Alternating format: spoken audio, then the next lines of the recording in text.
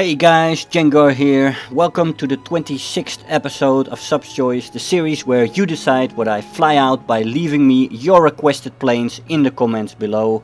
Today we're flying out the P-47N in realistic battle requested by Frank Bradley.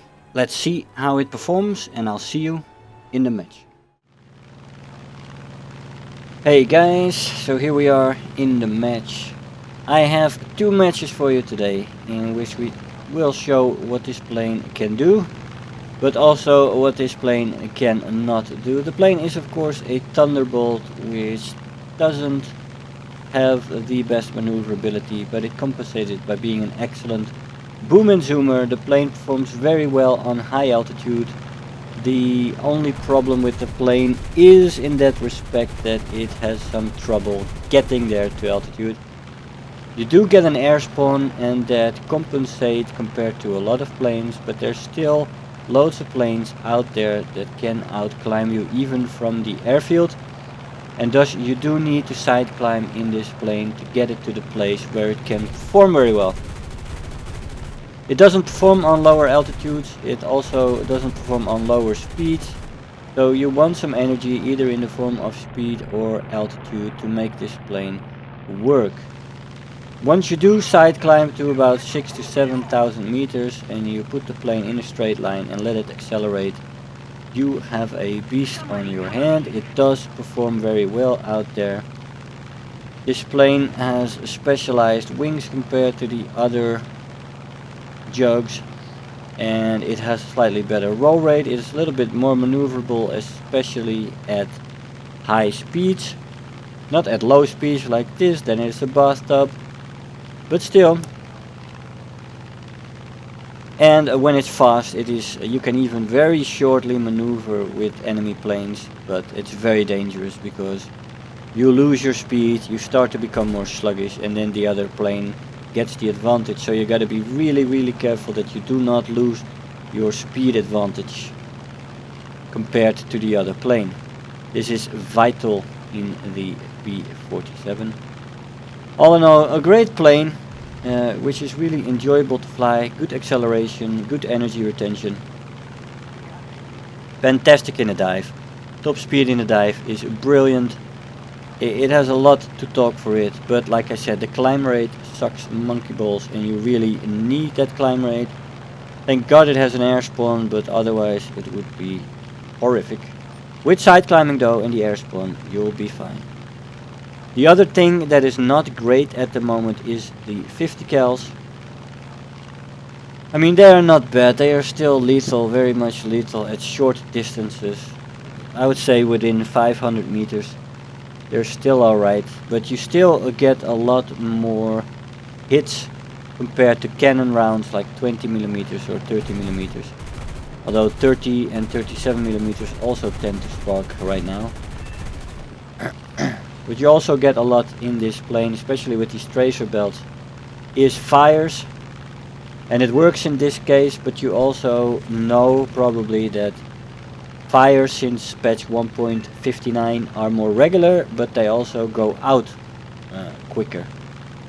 And that can be a problem with these tracer belts, which are considered right now to be the best belt for the P-47.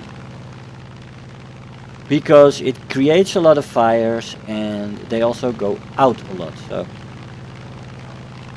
and they heavily rely on the fires to get the kills with this belt. So I don't know. I've gotten a lot of hits in this plane, where otherwise with a 20mm in the nose, for example, I would have gotten the kill without a doubt. But maybe that's just my idea. I don't know. In this match we have been using the plane very well in the vertical, as you have seen, going up and down, trying to keep the energy state of the plane high, which it makes it perform much better, of course. Like you see here, we have 700 kilometers of speed. Very nice. We can roll a little bit. We miss our shot there though. Putting the engine on again, going up with 750, trying to get some altitude back, as we're trying to mop up the last few targets in this match.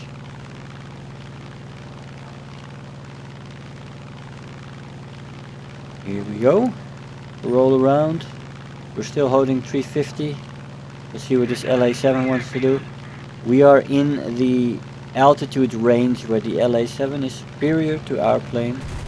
So we definitely want to keep the speed up. The LA-7 turns and he goes on towards that Corsair over there. Shooting him down actually. And we skip here to a part where he finally caught up to the Spitfire, and after that it took a few minutes before we caught up. And here we are then in a 2 versus 2 with a hit on the LA-7, and my allied Spit is actually shot down, so I'm left alone against 2 LA-7s, of which I hit one. Don't know how damaged he is. These are the last 2 planes in the match. That Spitfire had done pretty well in this match. He got 4 kills, but he got shot down in the end, unfortunately for him. Let's see, this one looks like a good target right here. Yeah, we shoot him on fire, but like did you see that burst on target? It didn't kill him. Didn't kill him. Just the fire. And the fire killed him, but didn't kill him outright. That's for me, that's a little bit of a problem at the moment of this plane. Now this LA-7 and me, we have been in a, of course we didn't skip to this part within a minute. We had a positioning fight for a long time. Not a dogfight, but a positioning fight. With him having the better climb rate up to a certain altitude. And me trying to keep my speed up and trying to get the altitude without being within range of him. And it was quite the positioning battle. It took, I think it took about a minute or 10, something like that. 10 minutes of positioning, I believe. And then we got into this situation where I managed to get above him. As you saw when we started this part of the battle, we were almost at 6,000 meters, where my plane held the advantage, so he couldn't outclimb me anymore either. And my plane accelerates. Of course the performance of the P-47s improves drastically at higher altitude, especially above 5,000 meters. He still has his maneuverability though. He stalls his plane out there. I just managed to lift my wing there to avoid a collision, but he yeah, he almost stalled out there. Got the plane back under control though, as we're trying to find the killing shot here. And there we have a fire with a crit, and that's the match. 3 kills and 1 assist, first place in the team. Pretty nice. Second match, we came across this BF 109 on higher altitude, and we create a fire, which is very nice. He turns to the left, which is pretty good, because here comes Red Storm going for the kill. Yeah man, respect the fire please. But it happens pretty much every match these days, even in realistic, which many people want to consider is exempt from shenanigans. It is not anymore. This is an illusion. There's a lot of shit happening. Team killing and kill stealing in realistic as well. This Heinkel, we get him on fire. We unload half of our ammo in this guy, or at least a third. Of course he puts the fire off. And I don't get that kill, unfortunately. The Spitfire that was there close to their airfield, he got the kill. Very frustrating that I didn't get that. Here I moved back to our little airfield where I saw this guy fighting 2 enemies. As I arrived, I dove and this guy came straight up. I thought he was aiming at me, but he wasn't. I still went up just to be sure. And let's see if we can get this G10 down. And there we finally get a hit and we get a fire going on the 109.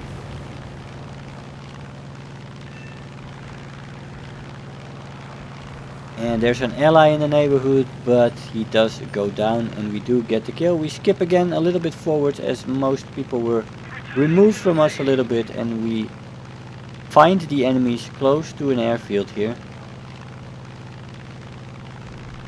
And again we dive, we work in the vertical. Side climbing helps a lot, especially if you have a lot of allies going into the middle of the map where they pull most of the opposition down. These German 109s, they definitely have the capability to end up higher than you. But like I said, side climbing is key in this plane. Multiple hits on this plane. Central gear lag, something dropped off there earlier. And he's trying his best to be evasive. And he is. This is one of the most annoying positions to be in with an enemy plane. He's just throwing the mouse around. Trying to stay out of the way, which works right now. Hit, another hit, that's my third hit. And here my wing almost gets shot off by our friend Red Storm here. Do my best not to hit him there, but he is going for my kill like a maniac. Almost shooting my wing off, like I said. Fantastic. Shenanigans all around. Again, we have 3 kills and 1 assist, and 2nd place in the team in that. Pretty nice. Let's see what kind of rewards we got with that performance. I ran out of premium, by the way, and I won't renew it. Terror of the Sky and Bulletproof. We have 54,000 silver lines and 2400 research points. I'll see you in the conclusion. Hey guys, so here we are after the match. Now I hope you enjoyed that little revisit to the P-47N. Not much has changed though in my general conclusions about this plane. It's a nice plane. I think the battle rating might be slightly too high, but still enjoyable once you get it up to altitude and you side climb a little bit with it. Good energy retention, good acceleration, great in a dive, fantastic boom and zoomer. Except the 50 cals, of course, since patch 1.59 have been a little bit on and off. Sometimes you get all the fires in the world and kill planes, and sometimes you just don't get anything but hits. But that's this plane, that's all the 50 cals, and it's touch and go right now with the 50 cals. If you want me to feature your plane in the next episode, make sure to leave me that request in the comments below. Make sure if you see somebody that has the plane you want to request to give that comment a like, and I will count that as 2. The plane with the most likes will get featured in the next episode. Guys, I hope you enjoyed the episode. I want to thank you all for watching, and I'll see you guys next time. Bye bye. If you're new here, make sure to hit the subscribe button. Become part of this community. If you are already a subscriber, don't forget to like the video, do leave me a comment, and if you really feel like helping out today, make sure to share the video with your friends and let them know about the channel.